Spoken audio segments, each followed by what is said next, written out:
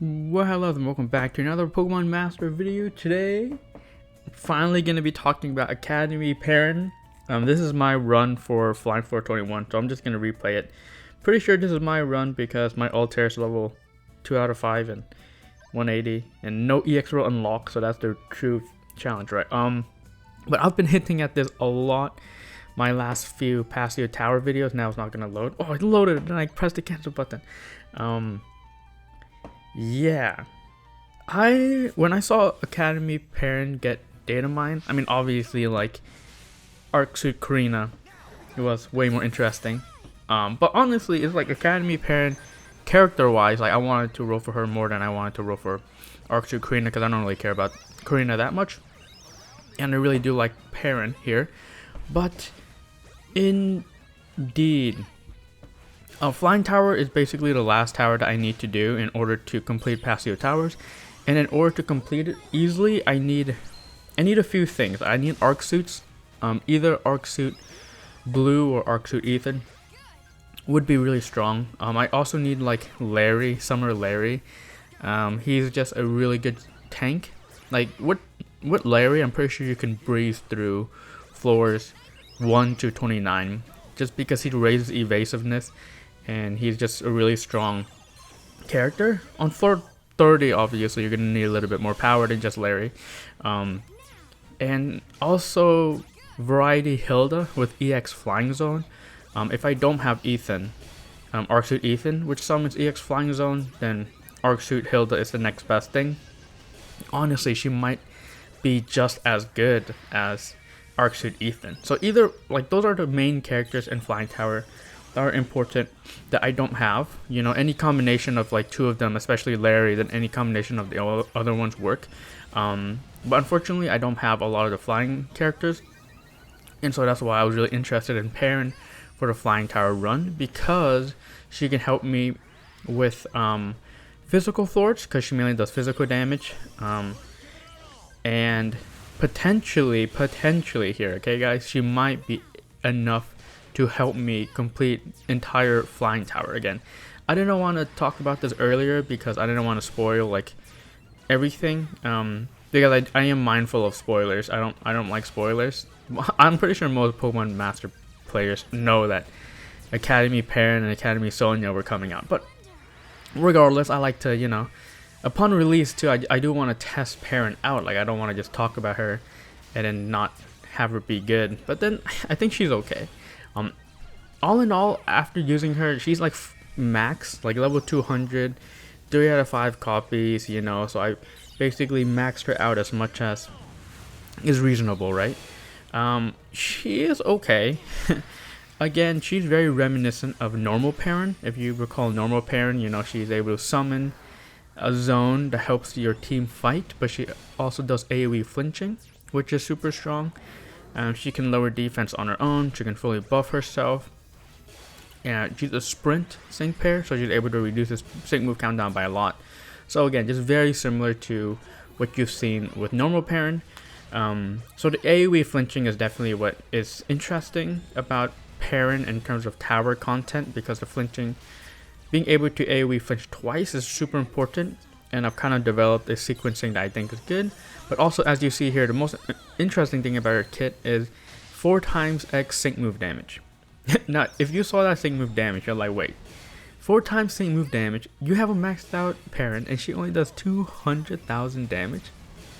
That doesn't seem like that much damage. Keep in mind that was without Flying Zone. And so, you know, if I had Flying Zone with Academy Larry, perhaps that would have done a little bit extra damage. If I have EX Flying Zone with, you know, Variety Hilda or Ethan, then that would have done even more damage. But the problem is, those characters kind of replace Perrin. Like if I had Variety Hilda or if I had Arc Suit Ethan, yeah, those characters would just fully replace Perrin. So I would never really use Perrin with those characters because I would rather use Sharon. But anyways, here I want to record Flying Tower floor 22. Now the problem is I can't really progress because again, my plan is to have Larry, Summer Larry, or I guess Alt Larry or whatever he's called, Special Costume Larry, And I've been trying to work at that because if you go to Mix Scout, I've been spending a lot of pay gems to get Mix Scouts, and you can pity basically all of a lot of the seasonal characters and like the limited characters besides the 1% characters. For EX you could get like Perrin, right? But you can't get, for EX you can't get the newer ones. Like Hassel. Hassel's really good with EX Dragon Zone. But special costumes you can get what I mentioned earlier, the main tank, the really good tank. Obviously you can run it with Winona with Altaria, but you need, if that's the case, you need at least 3 out of 5 copies. Ideally you want to like have her super awaken, but here's Larry, right? So small chance I can get Larry, but mainly I'm hoping on pitying him. That being said though, I can pity as well Hilda for the EX Flying Zone, which again would probably be way better than Academy Perrin, and you know, just as strong as a Arc Suit Ethan. Arc Suit Ethan is a little bit better because he can summon status conditions, so technically he'll make, you know, floors 29 easier. But the main thing I'm worried about is floor 30, not 29, and so having Hilda would be, you know, just as good. So that's the thing. It's like, I'm not sure how good Perrin is. Where can I show the banner? Yeah, so I rolled for here. I'm not sure how good Academy Perrin is. Like, for sure she can help me with the rest of the physical floors. On the special floors, obviously she doesn't do damage, so she's there to support and reduce the sync move countdown by a bunch. But for floor 30, I'm yet to kind of see what's happening. What I want to do is I want to just pity Larry and then see what I can do with Larry. But obviously Larry might not be enough to complete even floors like 28, 29, 27, right? He might not even be enough to complete those floors. So what I really should do is wait for datemine.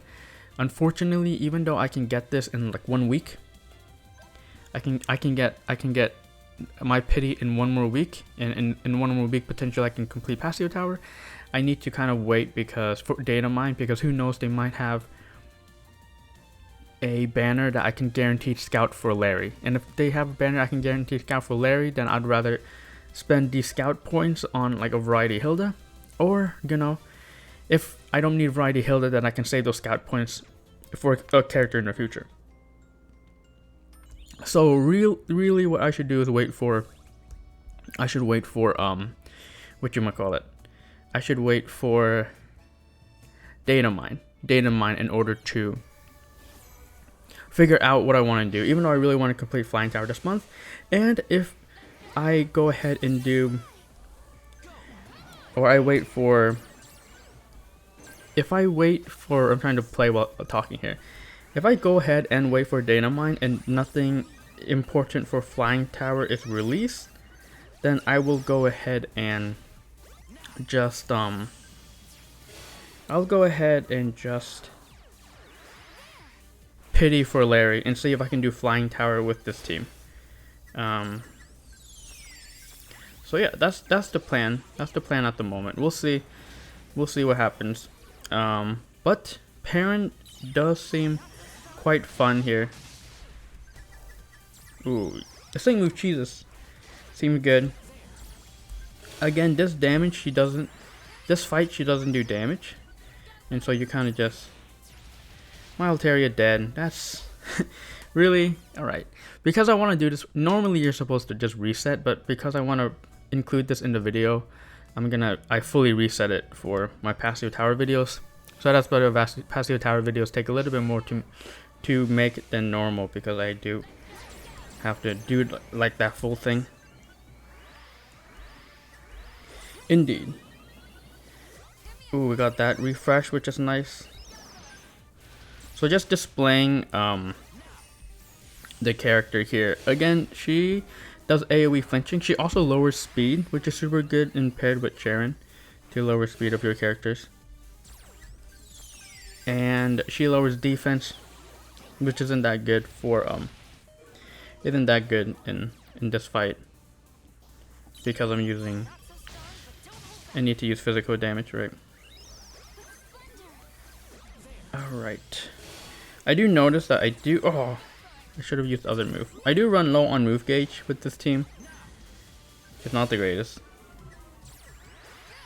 Okay, here I could potentially flinch. Oh, you see I got the flinch there? So our flinching is working in action, you know? Pretty amazing. Reduces the sync move countdown by 1, but at 3 out of 5 copies, she has like propulsion 2 on it, so it's even more.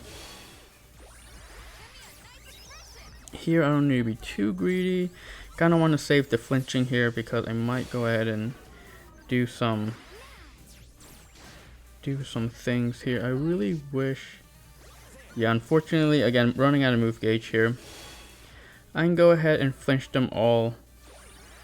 So if I do Pasio that and potion, I'll potion the lowest target here. Yeah, we'll do Tornado Whisk here.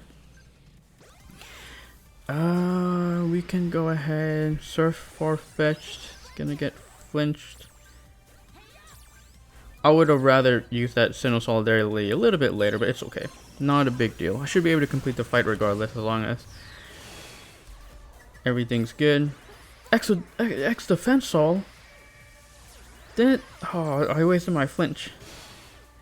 That's dumb. Whatever. I'm still on track for a sync move in 2 more turns. So normally I would what you call it?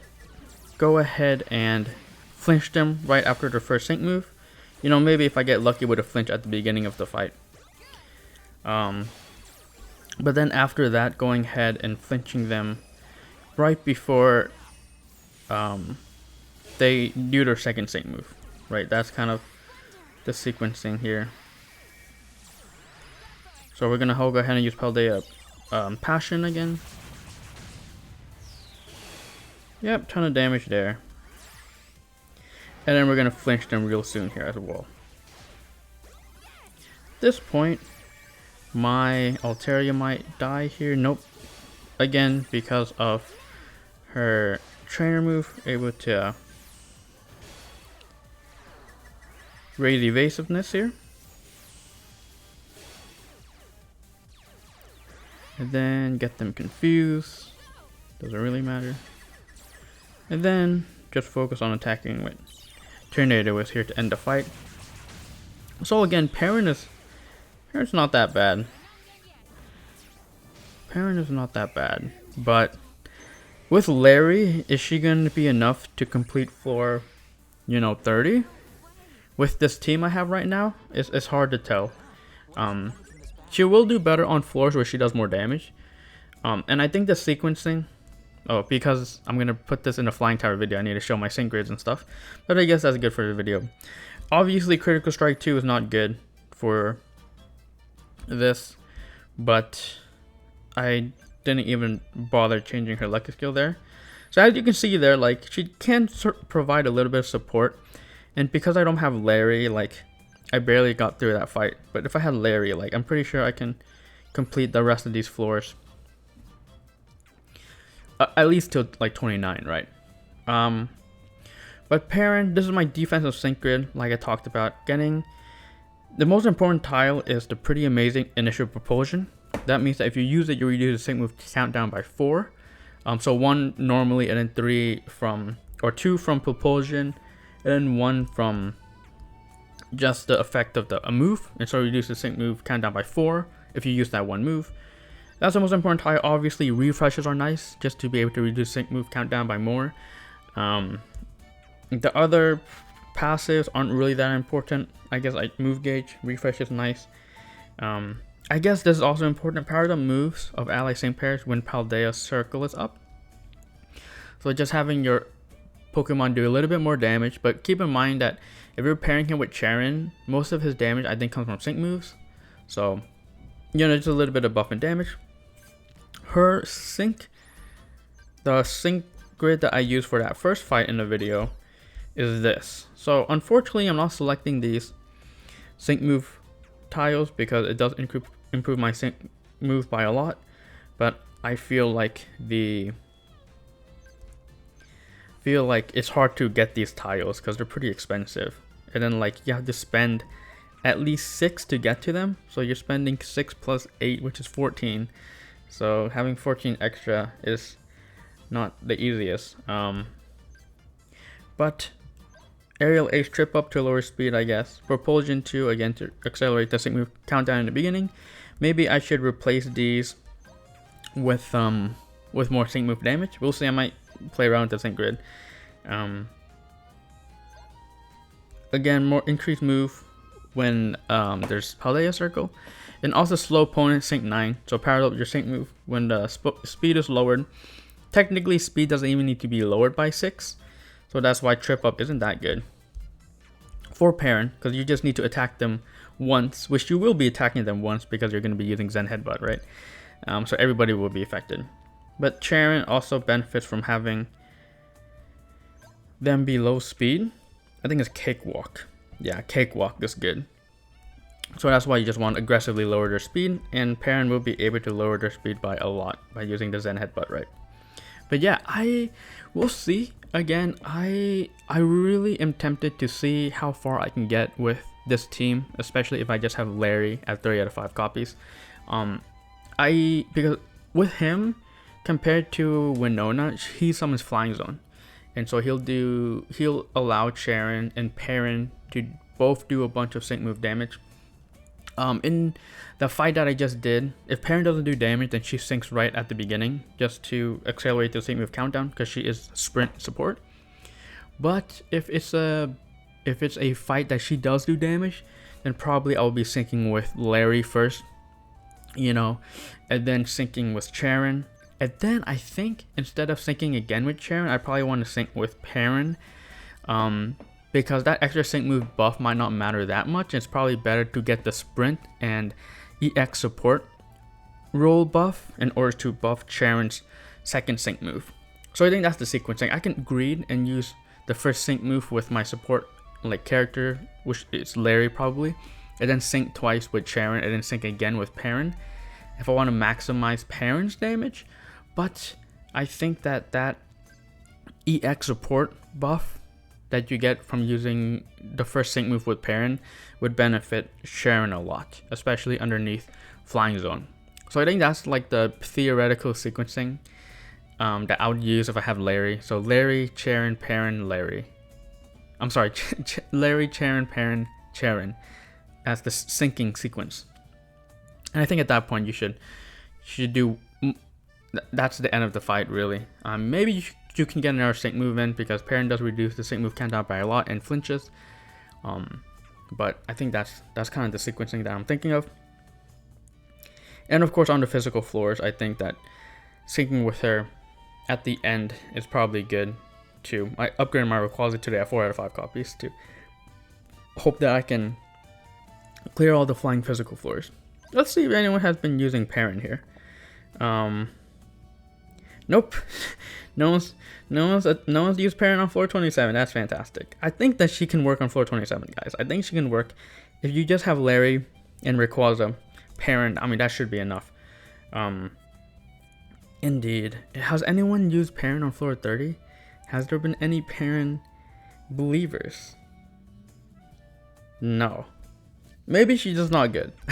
Again, that's my plan for the rest of Pasio Tower. We'll see. Even though I can pity my special costume Larry early, I'll just wait until datemine. We'll see, because sometimes they have banners where you can guarantee a seasonal sync pair. They might have a banner where I can guarantee a variety sync pair. I don't think they've had many of those. So I really want to save my pity on this Mix Scout for a character that I really need, which is going to be, of course, Larry or Hilda. But anyways, if no good banners are datemine next month, or for example, if Ethan or Blue aren't reran next month, well, even if they are reran next month, I'll probably still pity Larry here. So probably most likely going to be pitying Special Costume Larry, and then we'll see how far I can get with Special Costume Larry, Perrin, Charon, and Steven. Again, I'm really hopeful that I can get floor 30. It might not be possible with the team I mentioned, but you know what? At the end of the day, I still need special cost from Larry, and so I'm willing to pity him here just to see if I can do it, right? But anyways, that's it. I think Perrin is okay. You know, I don't think she's as good as Variety Hilda or Larry, but she provides a unique role in Flying Tower, and I think I have hope. And yeah, it's just only time will tell if I can go ahead and do more floors. I mean, I could probably attempt more Flying Tower floors, but at this point, it's like, what's the point? You know, there is no point of completing more floors. I might as well just wait for better characters, specifically Larry. But I can probably do floors 27 pretty easily, and yeah, I can do 27 or 23 easily. 24 might be a little bit more difficult, but 23 should be easy because both Perrin and Sharon will be able to do a lot of damage. So, anyways, I'm yapping at this point. Thank you for watching. You're beautiful the way you are, and hoping that I can complete Pasio Tower with Perrin. We'll see. So I'll see you guys then.